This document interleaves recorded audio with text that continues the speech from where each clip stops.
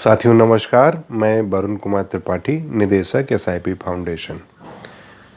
मित्रों, आज हम बात करते हैं कि अगला सेक्टर कौन सा होगा।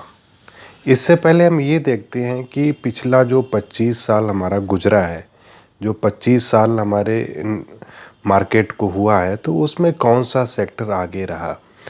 अगर पीछे देखें तो आईटी सेक्टर में, यानी कि इंफॉर्मेशन टेक्नोलॉजी में, सॉफ्टवेयर बनाने वाली कंपनियों में जिन लोगों ने निवेश किया या कर रहे हैं, तो आज भी वो निवेश बन रहा है। लेकिन एक समय बाद में इंफॉर्मेशन टेक्नोलॉजी में वो उतनी ग्रोथ नहीं रहेगी जो ग्रोथ आपने लास्ट 25 ईयर्स में देखी। तो आज हम बात करते हैं मित्रों कि जो नेक्स्ट 25 साल होंगे उसमें नया कौन सा ऐसा सेक्टर उभर के आएगा कि जो कि आईटी सेक्टर की तरह हो, सदाबहार हो और एक लगातार 25, 30, 40 सालों तक वो सेक्टर पैसा बनाए या जहां निवेश करें तो वहां पे पैसा बने।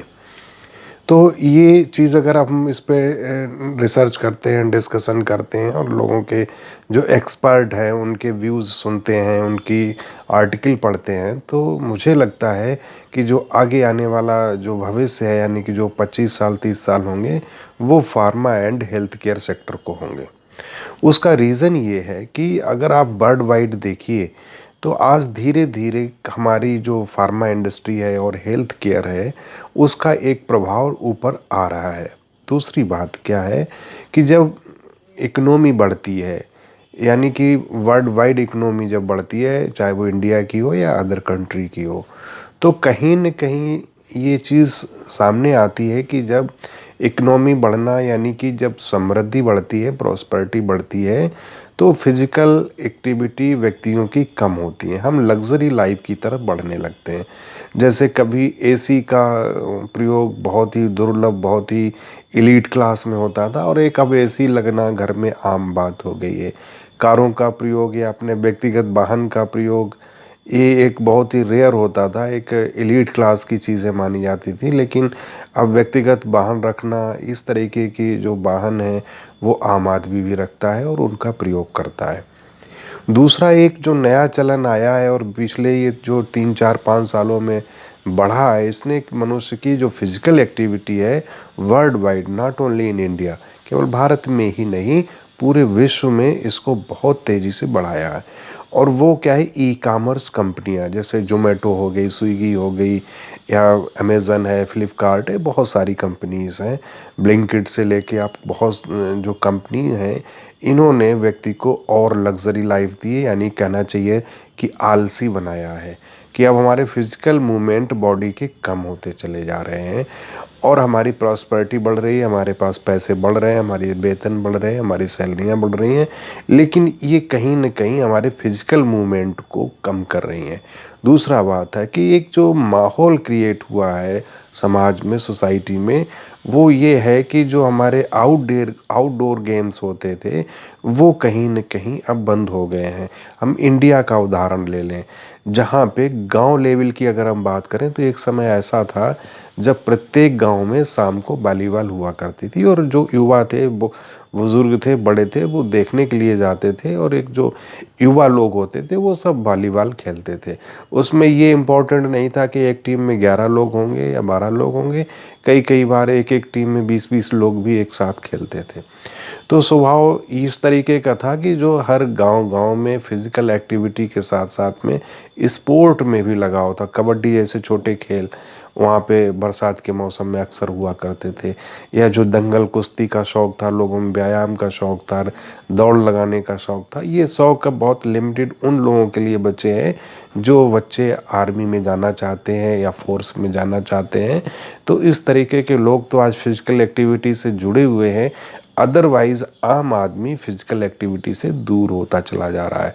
तो लग्जरी लाइफ बढ़ रही है, गांव में भी बढ़ रही है, वहाँ भी अब घर घर में मोटरसाइकिल आ गई है, पैदल चलने का क्रम कम होता चला जा रहा है, खेत में मशीनरी टूल्स, ट्रैक्टर्स लेके एग्रीकल्चर टूल्स बढ़ गए हैं, वहाँ पे भी अगर आप देखोगे तो फिजिकल मूवमेंट कम हुआ है। तो ये कहीं न कहीं जो लग्जरी लाइफ से, यानी कि जो जीवन यापन से जुड़ी हुई बीमारियां हैं, उनकी संख्या धीरे धीरे बढ़ती चली जाएगी। और जब ये संख्या बढ़ेगी, चूँकि भारत एक बहुत बड़ी पॉपुलेशन रखता है, तो निश्चित रूप से यहाँ पे डे बाय डे वो जो आपकी जीवन शैली से जुड़ी हुई बीमारियां हैं उनमें बढ़ावा आएगा, और निश्चित रूप से फार्मा एंड हेल्थ सेक्टर में डिमांड बहुत बड़ी धीरे धीरे क्रिएट होगी। और ये गवर्नमेंट सेक्टर को ही खाली ये इन सबको सर्विस देना असंभव होगा। इसके लिए जो प्राइवेट सेक्टर है ये कि बहुत बड़ा रूप लेके सामने आएगा। अभी तक क्या था कि जो फार्मा और हेल्थ सेक्टर आप देखेंगे, इसमें बड़ी कंपनियों की भागीदारी बहुत कम थी। लेकिन होता क्या है कि जो बड़े ग्रुप्स होते हैं, उदाहरण के लिए टाटा या रिलायंस का हम लें, तो ये लोग क्या करते हैं कि छोटे छोटे अपने स्टार्टअप में निवेश कर देते हैं, या छोटी कंपनियां चलती रहती हैं साइड में, और जैसे ही इन्होंने अपॉर्चुनिटी देखी तो ये क्या करते हैं कि उन कंपनीज में बड़ा इन्वेस्टमेंट कर दिया और बड़े रूप में लेके उसको बाहर आ जाते हैं। तो आप नेक्स्ट 5 और 10 ईयर्स में देखेंगे कि जो बड़े बड़े ग्रुप हैं उन्होंने अपनी, जैसे रिलायंस ने अपना बड़ा हॉस्पिटल रिलायंस लाइफ के नाम से अपना एक अलग कारोबार, और इनका निवेश भी हेल्थ केयर सेक्टर में बढ़ गया है। टाटा ऑलरेडी पहले से था, टाटा ने छोटी छोटी कंपनियों का अधिग्रहण करना चालू कर दिया है। तो आप 5 से 10 साल में देखेंगे कि बहुत बड़ी बड़े ग्रुप्स के भी बड़े बड़े अपने स्टार्टअप्स होंगे और बड़ी कंपनियां होंगी। और ये अगर आप देखोगे कि वर्ल्ड लेवल में भी अब इंडिया की जो फार्मा और हेल्थ सेक्टर है, इसमें पहले से ही भागीदारी थी, लेकिन अब इंडिया एक लीडर के रूप में उभर के आएगा। रीज़न उसका ये है कि जो कोविड के बाद में, आफ्टर कोविड, जो बहुत सारी बीमारियां या उसके साइड इफ़ेक्ट कह लीजिए जो हैं, वो अभी भी कम नहीं हो रहे हैं, लोग उनके शिकार होते हैं, और जो कोविड की चीज़ें हैं वो कहीं ना कहीं उभर के आती हैं। यदि आज भी आप अमेरिका में देखेंगे तो 33% जो वहाँ की डॉक्टर्स हैं वो इंडियन हैं। या जेनरिक मेडिसिन वर्ल्ड वाइड देखोगे तो जेनरिक मेडिसिन में इंडिया की बहुत बड़ी भागीदारी है। वैक्सीन में अगर आप देखोगे तो बड़ी कंपनियों ने इंडियन कंपनी के साथ मिलकर एक बड़े प्रोजेक्ट पे काम किया है।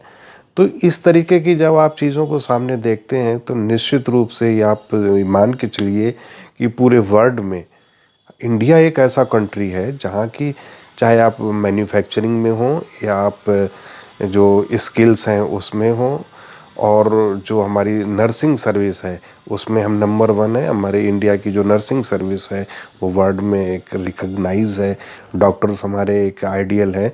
तो इन्होंने एक बहुत बड़ा रोल बनाया है पूरे विश्व में। तो इस तरीके से जो आगे चल के लोगों की डिमांड है वो बहुत ज़्यादा होगी, और बहुत ज़्यादा लोगों को हेल्थ केयर और फार्मा की वर्ल्ड वाइड आवश्यकता होगी। ऐसे में नेक्स्ट जो सेक्टर होगा वो आईटी की तरह अगर कोई उभर के आएगा तो वो हेल्थ केयर और फार्मा सेक्टर है। तो मैं निवेशक, उन निवेशकों को ये कहना चाहूँगा कि यदि वो लोग लंबी सोच में, और एक आईटी सेक्टर जैसा, जैसे बहुत से लोग कहते हैं कि यार शुरू में हम लोग नहीं समझ पाए कि आईटी सेक्टर इतना ग्रो करेगा तो हम 25 साल पहले निवेश कर लेते या 20 साल पहले निवेश कर लेते। आईटी में अभी भी उसमें निवेश करने के मौके हैं, निवेश कर सकते हैं, क्योंकि उसमें आर्टिफिशियल इंटेलिजेंसी जुड़ रही है। लेकिन आगे चल के जो एक इसके साथ पैरेलल एक वर्ल्ड वाइड जो सेक्टर उभर के आएगा वो इंडिया में फार्मा और हेल्थ केयर सेक्टर होगा, जो कि अभी थोड़ा सा उतना नहीं है, जिसका अभी कहना चाहिए फ्रंट लाइन में नहीं है। लेकिन आप नेक्स्ट 5 to 10 ईयर्स में देखेंगे एक बहुत बड़ा सेक्टर बनेगा, और ये बहुत लंबा चलेगा, 25, 30, 40 साल तक ये सेक्टर कंटिन्यू वर्क करेगा। हाँ, ये हो सकता है ग्राफ कभी स्ट्रेट नहीं चलता है, कई बार क्या होगा कि ओवर स्टॉक हो जाएंगे, ओवर वैल्यूड हो जाएंगे, तो बिकवाली भी होगी, या घटनाएं इस तरीके की इवेंट हैं जब कई बार करेक्शन भी होंगे, तो उनसे हमें घबराना नहीं है। लेकिन ये तय है कि ये एक सेक्टर जो है वो pharma and health care sector है, उसमें निवेश करने का ये उचित समय है। और निवेशकों को मेरी सलाह है कि वो फार्मा और हेल्थ केयर सेक्टर पे अपने एडवाइज़र से सलाह लें और फिर इस पे भी विचार करें। बहुत बहुत धन्यवाद। आप लोग ग्रीन इंडिया वन से जुड़े, इसके लिए बहुत बहुत आभार।